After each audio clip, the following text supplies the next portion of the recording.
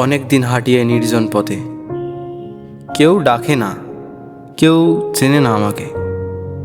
শুধু শুকনো পাতার শব্দে মনে হয় কেউ পিছু নেয়।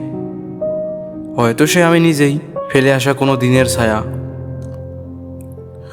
জানো, একটা নদী ছিল, নামের দরকার হয়নি কখনো। সন্ধ্যার অন্ধকারে তার জল ধীরে ধীরে ডুবে যেত আকাশের ভিতর। আমি বসে থাকতাম তীরে, ভাবতাম মানুষ কি কখনো নিজেকেও এমন নিঃশব্দে হারায়। একটি শালিক আজ অনেকক্ষণ ধরে তাকিয়েছিল আমার দিকে।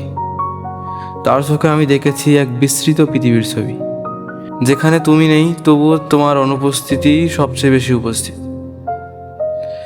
রাতের ভেজা ঘাসে হেঁটে গেলে পায়ের নিচে ঠান্ডা লাগে, মনে হয় পৃথিবী এখনো বেঁচে আছে, কিন্তু মানুষগুলো ধীরে ধীরে নিভে যাচ্ছে।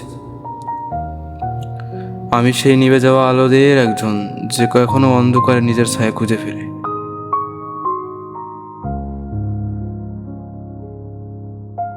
শেষ ট্রেন চলে গেলে স্টেশনটা একটু ফাঁকা হয়ে যায়, শুধু বাতির নিচে কিছু পোকা ঘোরে নিরন্তর। আমি দাঁড়িয়ে থাকি, যেন কোনো গন্তব্য নেই, তবুও কোথায় যাওয়ার ইচ্ছে রয়ে গেছে।